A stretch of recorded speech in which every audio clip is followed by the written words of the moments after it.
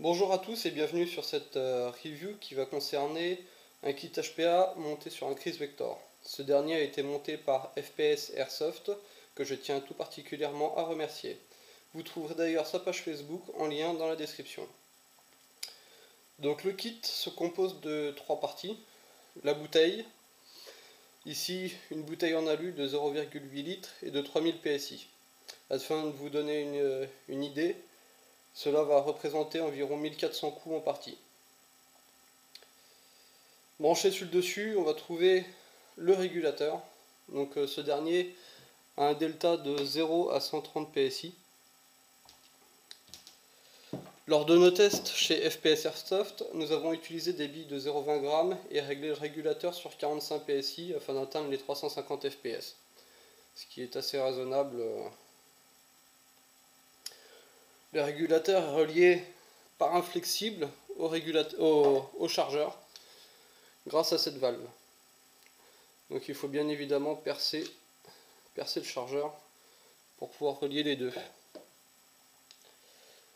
Et au bout du flexible, on trouve un simple clic qui permet de connecter et déconnecter rapidement le flexible sur le chargeur.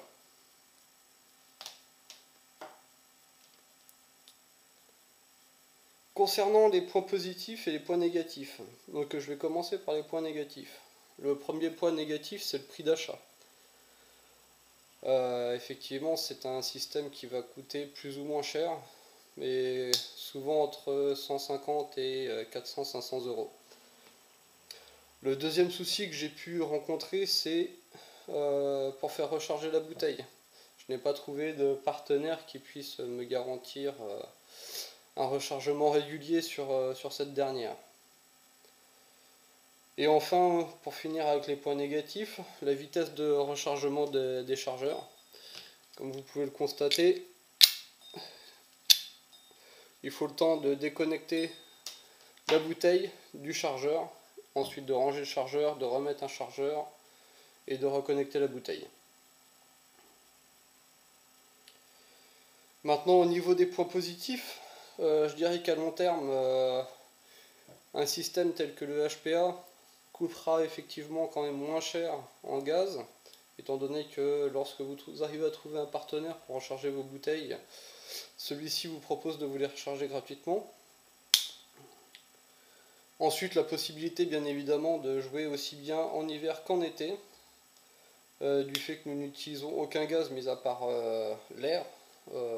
L'air n'étant pas soumis aux variations de climat, nous n'aurons donc pas de problème de variation de puissance sur nos répliques ou de dégazage.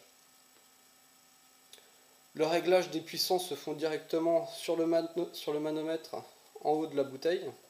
Du coup, il n'y a plus besoin d'utiliser de valve NPAS par exemple. Et enfin, pour terminer sur les points positifs, la régularité des tirs. On n'a aucune perte de puissance, comme vous allez le constater.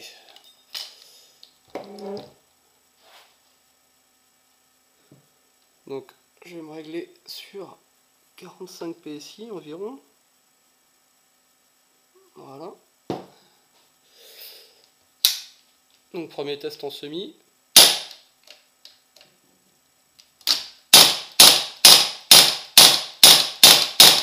Vous voyez, aucune perte de puissance, c'est très régulier.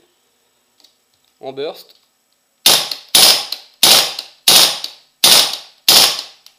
Et enfin, en full.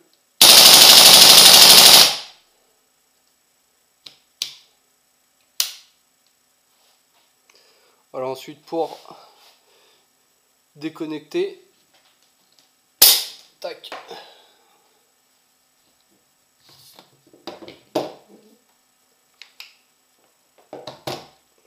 Voilà.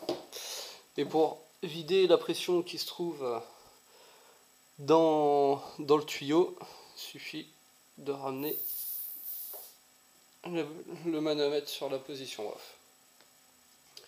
J'espère que cette vidéo vous aura plu.